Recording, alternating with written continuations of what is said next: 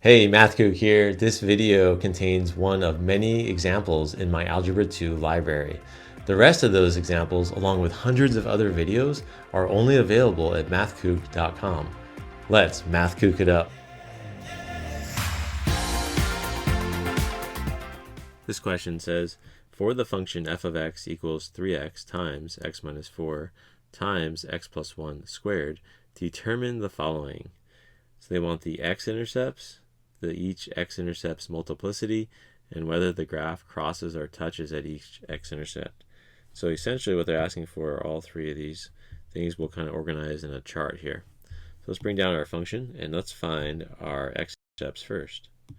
So our x-intercepts, because we have a function here, it's all factored nicely, we just plug in 0 for y. So I'm going to plug in a 0 for y and then solve for x. So again, this is factored really nicely for us, so we don't have to do a ton of work to find our x-intercepts. So we just set each factor here equal to 0 and solve for x. So we'll start off with a 3x. So 3x equals 0. Divide both sides by 3. The 3's cancel. X equals 0. So there's one x-intercept. Next, we'll move on to the x minus 4 here. So we'll bring that down and set it equal to 0. All right, and then we just add 4 to both sides to isolate our x value. 4's cancel. So x equals 4. All right, lastly, we have x plus 1. So we have x plus 1 equals 0. Subtract the 1 over. So we get that the 1's cancel, and we're left with x equals -1. All right, so there are our three x-intercepts. Let's go ahead and write those on our chart here. So we have 0, 4, and -1. Next, we want to find the multiplicity for each x-intercept. So the multiplicity is just the exponents on each root. So here, for 0, that came from this x, the exponent is 1. So the multiplicity is just 1. Pretty easy. And same thing with the x minus 4. So the exponent here is just 1.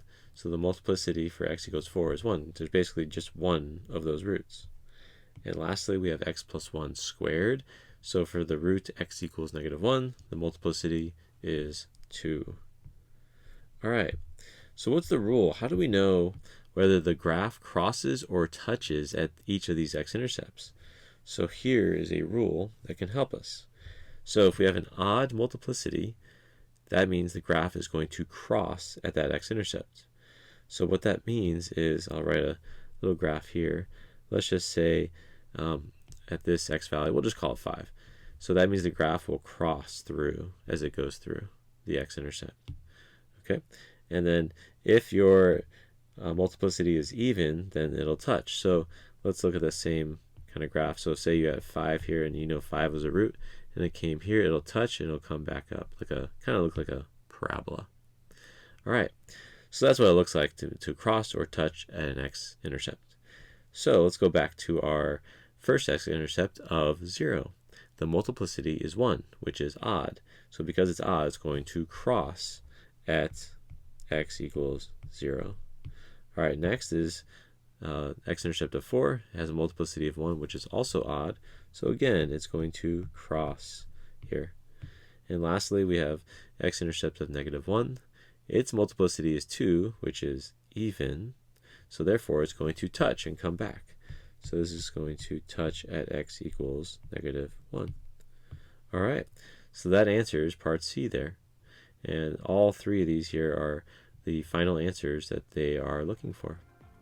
Hey Kook, if you found this video helpful, hit that like button, subscribe, and drop a comment. For unlimited access to all of my Algebra 2 videos, visit mathkook.com. Thanks for watching.